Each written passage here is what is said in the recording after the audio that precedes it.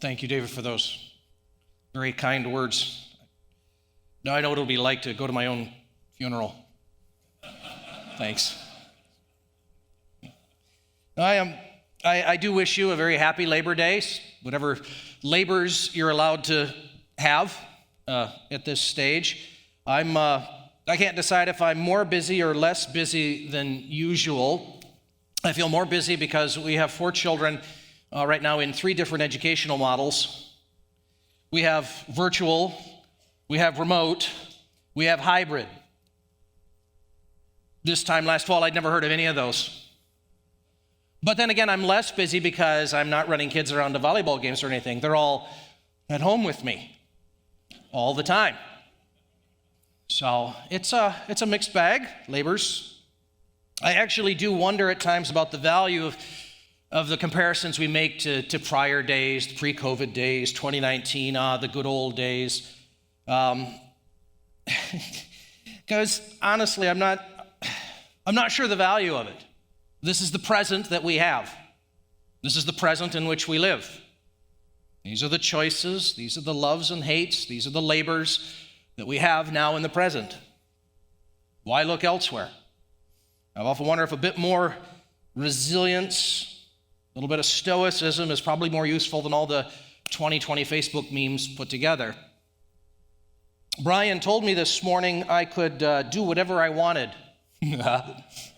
Famous last words. Because you're between series, right? You just ended a series last week, and next week it's, you're starting something new, as David was talking about. So he gave me permission to do whatever I wanted. So I figure I'm going to take him up on it, and I'm going to tackle a question this morning that has come my way so many times in 2020 that I've actually lost count. And I've actually kind of stopped caring a little bit just because it comes so frequently. And it's the question of the end times. Eschatology, the study of last things, the final things. Is the day of the Lord upon us? Is the chaos around us a sign that the return of Christ is imminent? Like little children in the back of the minivan on vacation, like, are we there yet? Are we there yet? Are we there yet? God is saying, be quiet or I'm going to pull this van over. I mean, honestly, you do look around. It does look like the apocalypse out there, does it not? Yeah, pandemics, government conspiracies, flood, riot, earthquakes, forest fire, murder hornets, presidential elections, all the fun stuff. One travesty after another, it seems. Surely, if ever there was a ripe time for the Lord's return, seems like now, yes?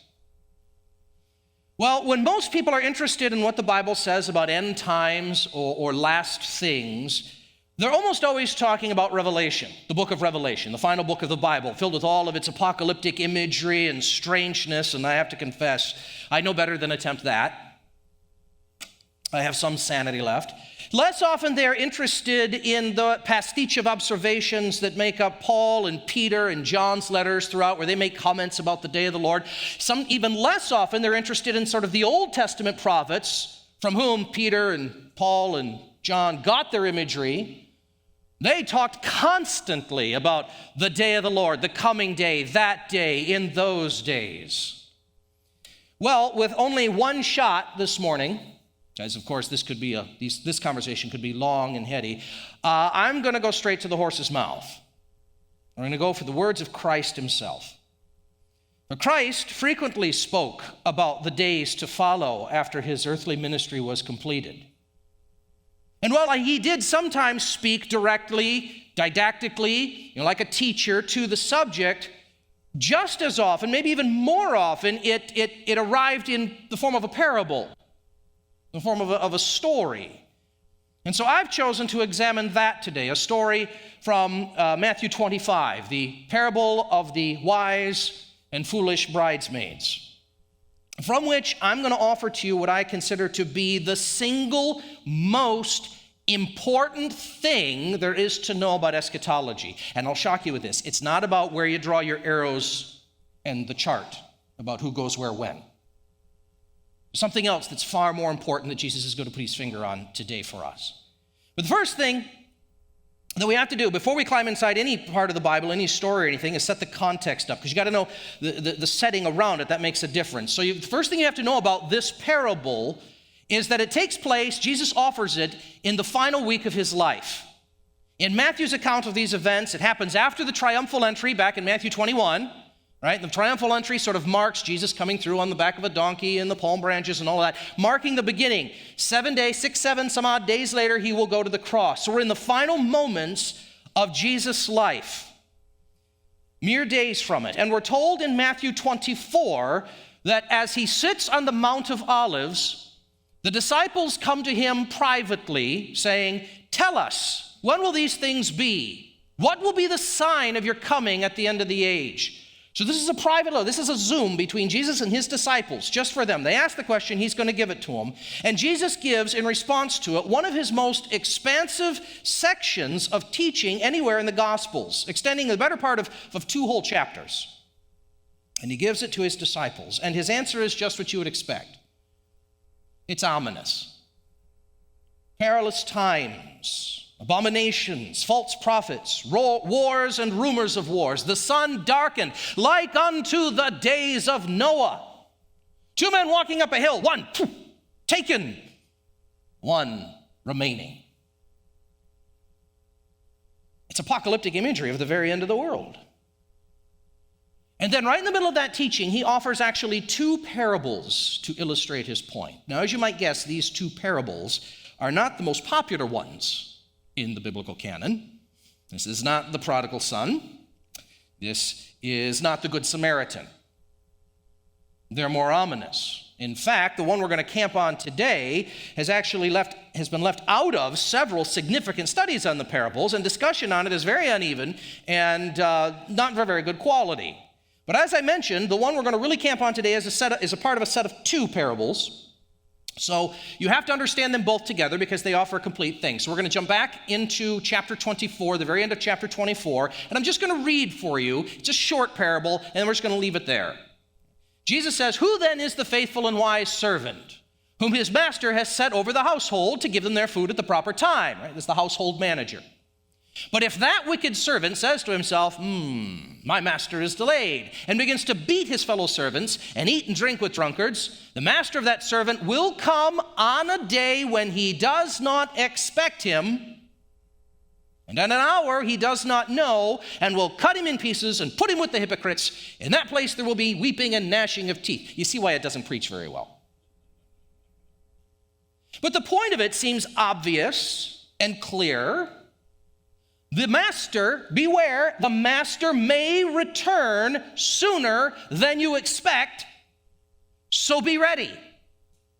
To which we all say, okay, good, that's the question I want to know. Is it coming now? Are we ready? It's a parable as if written to us in our time. Could return any moment and cut all of this off.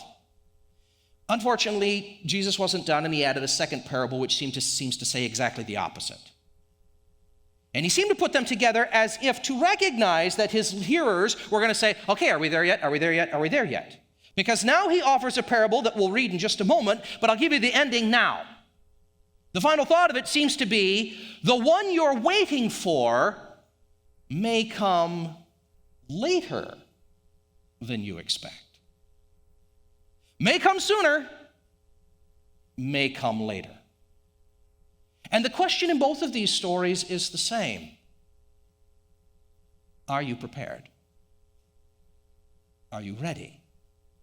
Are you ready for the one you wait for to appear today or not for 100 years? Are you prepared for the wait?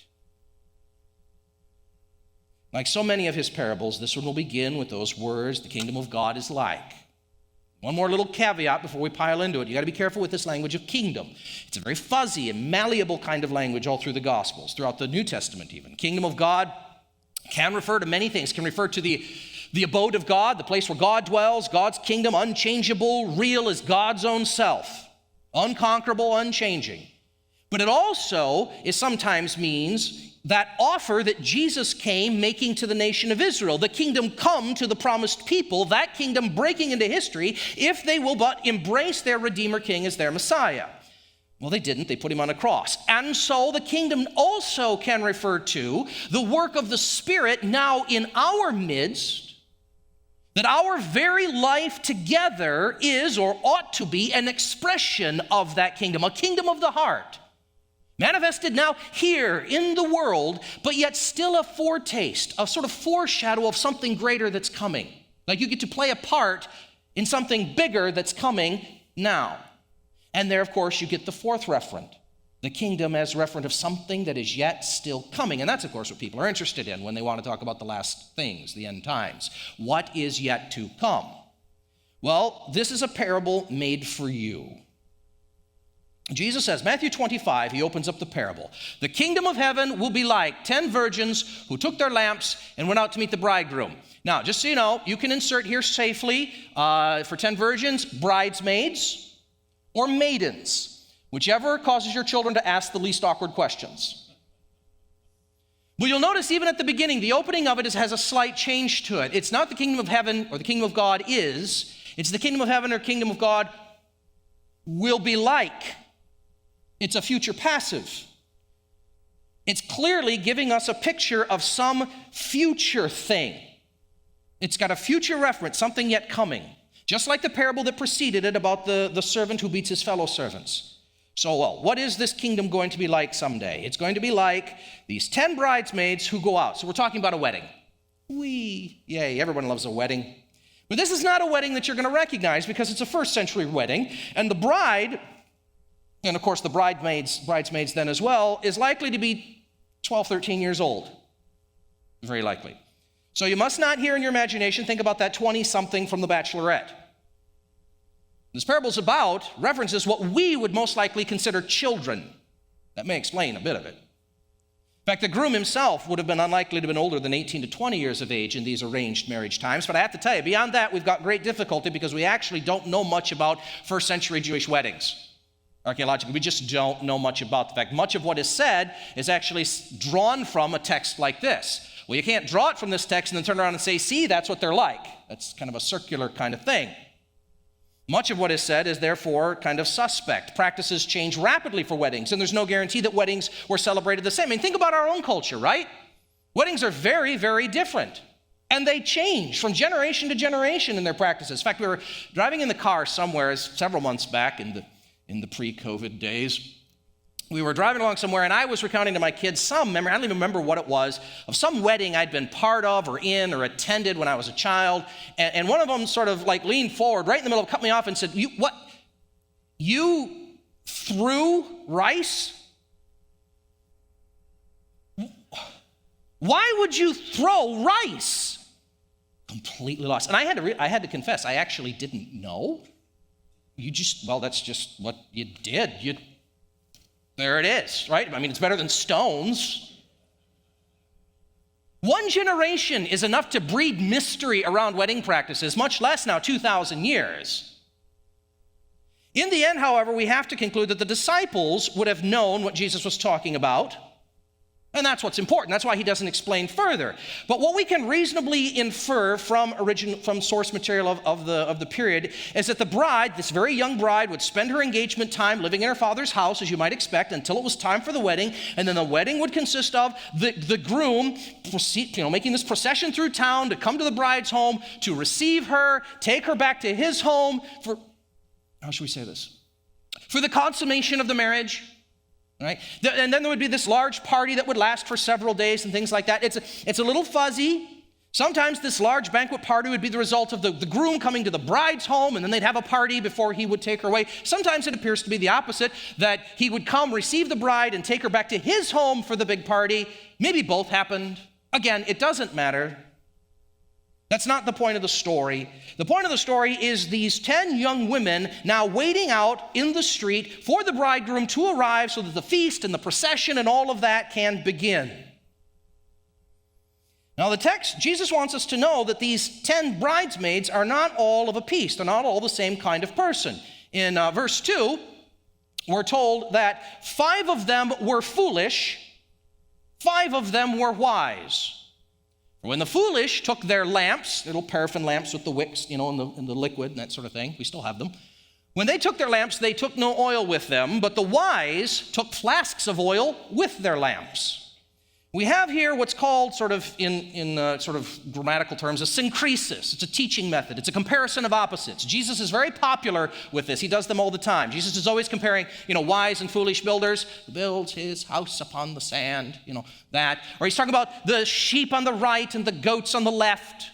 He's talking about the wheat and the tares growing together in the field. Jesus is always about comparing these opposites, does it all the time, so we recognize it.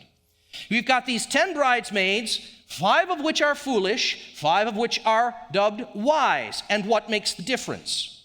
The ones dubbed wise have apparently both the oil that's in their lamp and some additional in a jar or a flask or something like, hip flask full of oil with them.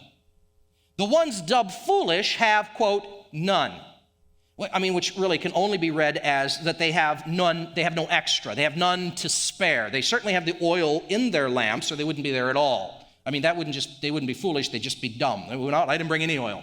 They've got the oil apparently in their lamps. What they lack now, and this is the point. What they lack is the additional oil that will be required if the bridegroom doesn't show up on their timetable. Begins to get a little heavy already, doesn't it? Here are these 10 young ladies. Understand the difference between them is not their love for the bride or their longing for the bridegroom. They are equally pious, equally dedicated, equally consumed with ardor for the event. They're the same in every way, apparently, save one. How long can they wait without seeing their beloved? The difference is their preparedness to endure. Well, Murphy's Law was alive and well in the Old Testament, and we're told that the bridegroom delayed. They all became drowsy, and they slept. Remember, they're mere children. They do not appear to have been faulted for sleeping. The sleeping doesn't appear to be the problem here. Both the wise and the foolish sleep. This is not an issue like the disciples in the Garden of Gethsemane where Jesus says, stay awake, pray, and they fall asleep anyway. It doesn't appear to be something they're faulted for. They're just tired. It takes a long time. Rest is necessary. They all fall asleep. That's not the problem. The problem is what happens next. Like in Cinderella, the clock strikes 12, and they're all jarred awake with the cries. Verse 6, but at midnight, there's a cry, here comes the bridegroom, come out to meet him. Then all of the bridesmaids rise. These maidens, they go out with their lamps, the foolish and the wise, and the foolish say to the wise, here, give us some of your oil, our lamps are going out. But the wise, of course, answered saying, well, since there will not be enough for us and you, go rather and go to the dealers and buy some for yourselves. Like the grasshopper to the ant, quick, give us some of yours, give us some of yours. And the wise virgins, the bridesmaids, say to themselves, well, what is the value of us all having just a tiny little bit? Then all of our lamps go out. Go get some. They've apparently burned through all of the oil in their lamp. The wise, who were prepared for such a contingency, produce their extra, refill their lamps, and continue to wait. The foolish have none. So they must go off and try to purchase more. Now, of course, there's a debate in the literature as to whether the shops would even be open or closed at this time of night for them to buy any. To which I say, it's a parable. Just a story. Give it a break. And we're told in verse 10 that while they were out trying to buy more, the bridegroom comes now through the streets, and those who were ready went in with him to the marriage feast, and the door was shut. Behold, he comes. So they go in, and the party begins. And while they are away looking for more, the bridegroom comes, and the door closes. So now the party begins. The foolish bridesmaids are not there. All things begin to happen, and you know what happens at such parties, right? They're going along doing the stuff, and right in the middle of the country line dance, you're just about to find out where Cotton Eye Joe actually comes from. There's a pounding at the door. The foolish bridesmaids have returned, with or without oil. We're not even told. So little does it matter now. They come pounding on the door saying, Lord, Lord, open up, open to us. Now realize, you got to understand where they're at now. They have missed everything of importance. They've missed the presentation of the couple. They've missed the toast. They've missed the cutting of the cake. They've missed the first dance. They've missed the opening of the gifts. They've missed the tossing of the bouquet. They missed the first fight between the mother-in-laws. They even missed old Uncle Albert, the family lush, passing out in the fruit salad after making several very inappropriate jokes. Frankly, they've missed everything that makes a wedding reception worth going to. They've missed it. And now these latecomers show up and want to be admitted as if nothing were wrong. Remember, it's a story. This is not what's coming is not a suggestion of how you ought to run your wedding or your children's wedding. It's a parable. The groom is apparently offended by their presumption. He actually answers to them, I don't know you. Who are you? He says, in essence, here, I thought you were my friends, but you didn't even show up until now. Truly, I really don't know who you are. My friends are all here. Whoever you are not welcome. This is going to show up on Reddit, folks. Like, people are going to go, oh, what a jerk. But there's a point being made here. Jesus concludes with these words, keep watch, for you do not know the day or the hour. The delay in the coming of the groom is actually the structural center of this parable. There is no parable without it. It is the point. It's non-negotiable. This parable is about what to do in the face of a long delay, a long wait. The foolish bridesmaids are not prepared for the long wait. If the groom comes quickly, comes on their own timetable, on their own expectations, then all will be well. But what if he delays? What if the groom's timetable isn't the same as theirs? What will they do then? Are they prepared for the dark hours of waiting to get darker still? Do they have the determination, the resiliency to endure, though the night grow even more absolute, though uncertainty grows and sorrows multiply?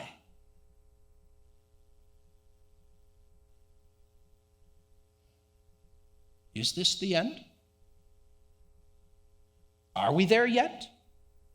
Should we be casting our eyes to the heavens with sudden expectation?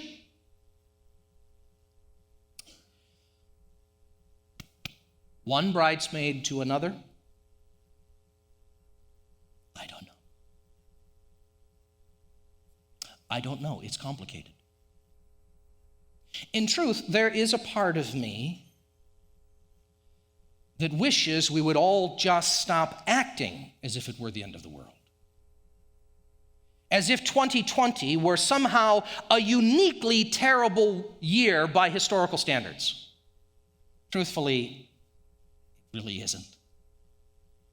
If you think we are the first generation to face mysterious ailments, inconvenient loss of personal liberty, challenges to our affluence and prosperity, racial unrest, or limitations on our modes of worship or commerce, forgive my bluntness, but you just don't know any history.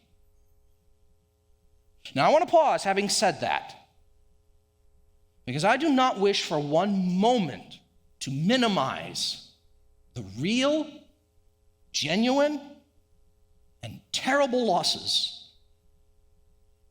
of so many people in this season. Losses of health, losses of livelihood, losses of community, of loved ones, of liberties, of a sense of security, for some even a loss of hope. These are real, and I'm not pushing them aside at all.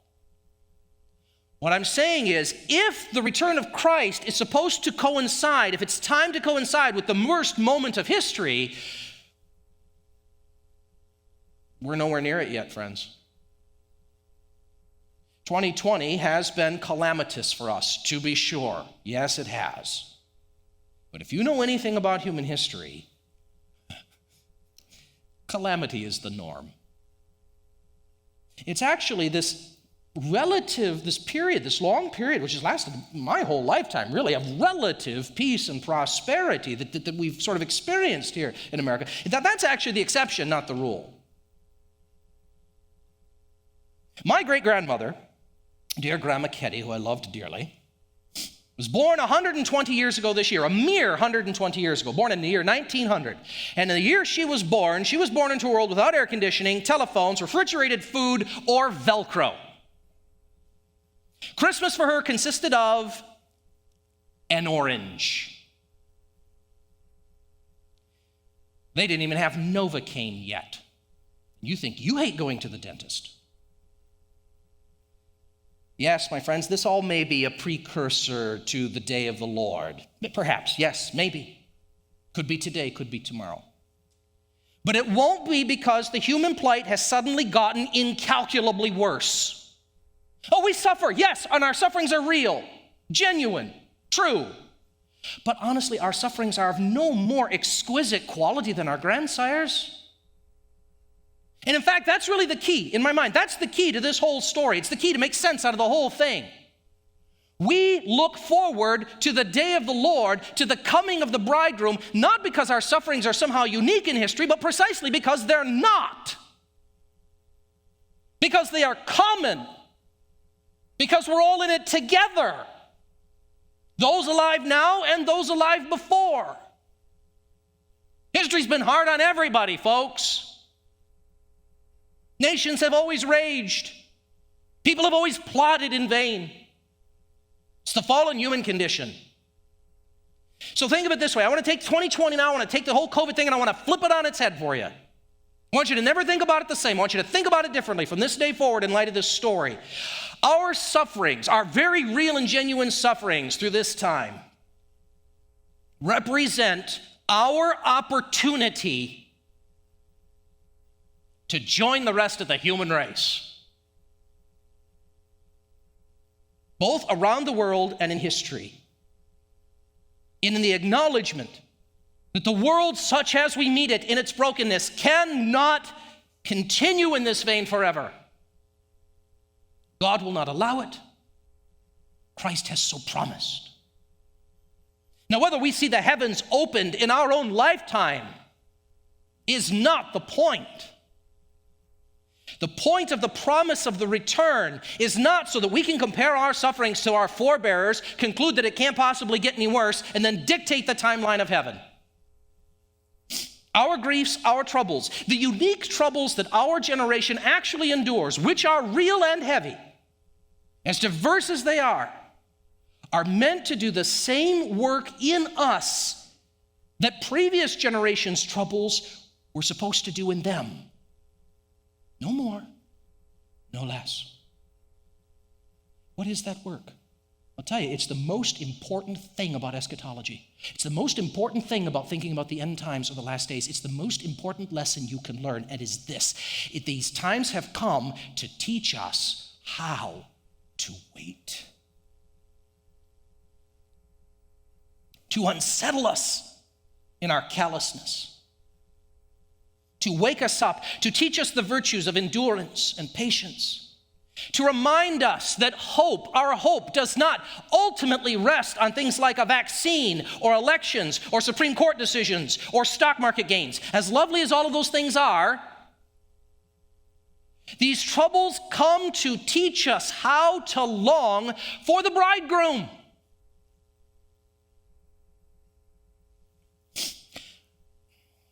When I was a teenager, here's the obligatory closing story. Just so you know, I'm following the form. When I was a teenager, our church youth group made several one-week mission trips up into the exotic locale of Wisconsin, so that we could volunteer at a little place, I think it's still around, a little home for disabled folks called Shepherd's Home. They had it was a Christian home where residents, it wasn't so much physical disability, but it was usually, about 70% of their population had Down syndrome of their residents, other sorts of mental, emotional sorts of struggles. Often they would be adult children of, say, missionaries overseas who could no longer care for them and needed a place for them to be.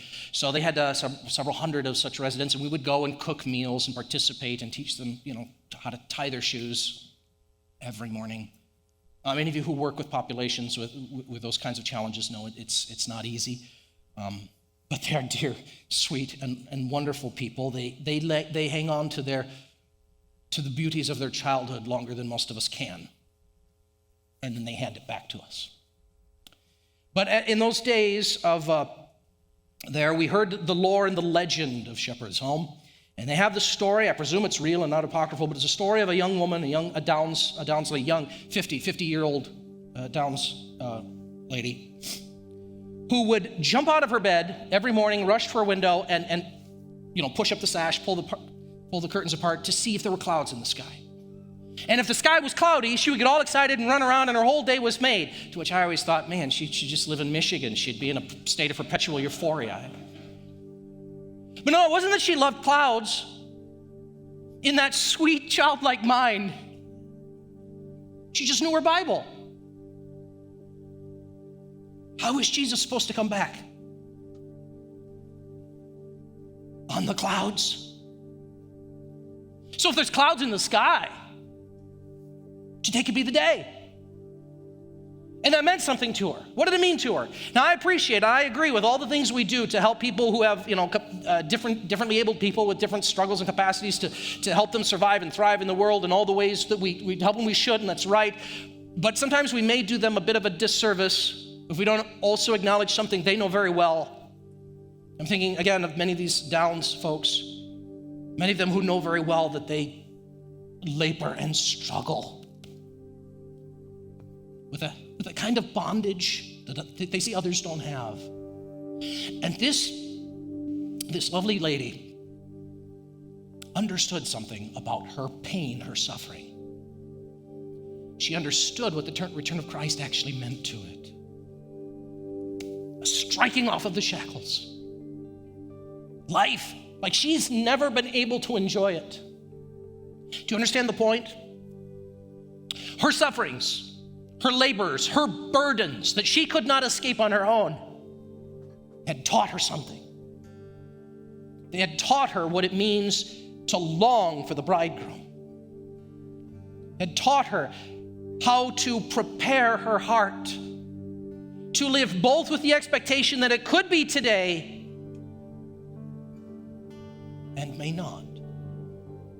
Her lamp was full. Her sufferings had given her a reserve. She was prepared for darker days or for the glorious beginning. I'd like to invite you as you continue your journey through 2020, and the good Lord only knows what's coming for us in October. Let your pains do the same for you. And remember, you are not alone. Cling to your brothers and your sisters here and love one another. And above all else, don't forget that you wait in good company. There is one who waits with you. Your brother in heaven, sitting at the right hand of his Father, is waiting. Waiting for the day when his Father will raise the divine hand and say, now. Oh, he waits with deep longing for his bride. And then that day when his Father raises his hand and says it is time, my friends, nothing is going to stop him. Not kings, not kingdoms, not pandemics, not elections, not the Supreme Court or the stock market. He will come on the clouds, and knees will bow. So be faithful, O church. Be faithful, O Christian, to wait patiently and with longing for the words of the bridegroom. Arise. Arise, my love. Come away with me and enter into joy. Will you stand with me? I would like to give you a blessing before we sing. It's the blessing of St. Columba that he offered upon his people, and I offer it to you now in the period of your waiting. See that you be at peace among yourselves, my children, and love one another. Follow the example of good men and women of old, and God will comfort you and help you, both in this world